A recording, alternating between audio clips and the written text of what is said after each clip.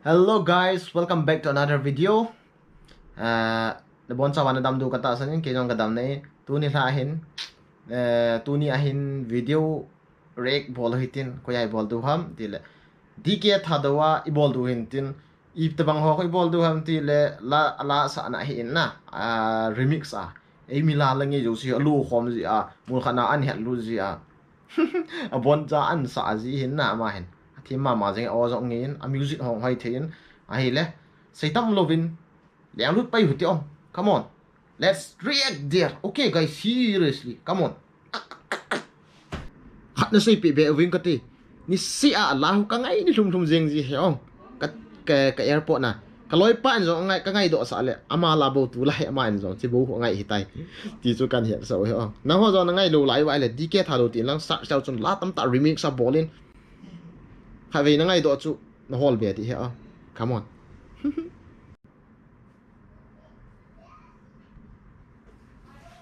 Kia là anh sợ thế Benny Khongsai Benny Khongsai là cover na music đi kia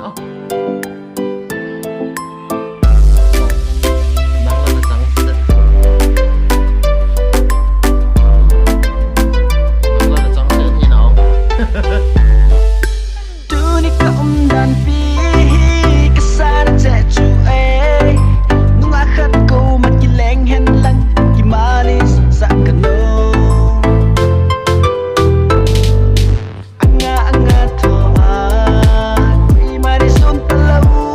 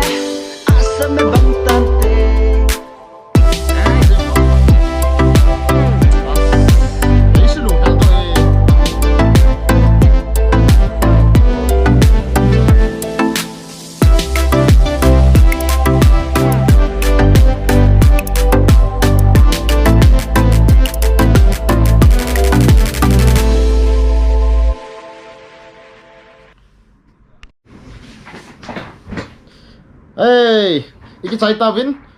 Ipi hile nabe nom lo buchula ka ngata pun na. Ipi hile reaction nong hi bol zap ji hungain tin.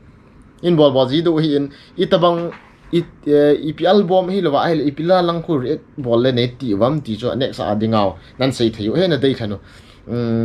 Guys, kakipa thank you very much. See you. Bye bye. Love you all. Seriously, love you all. Got these.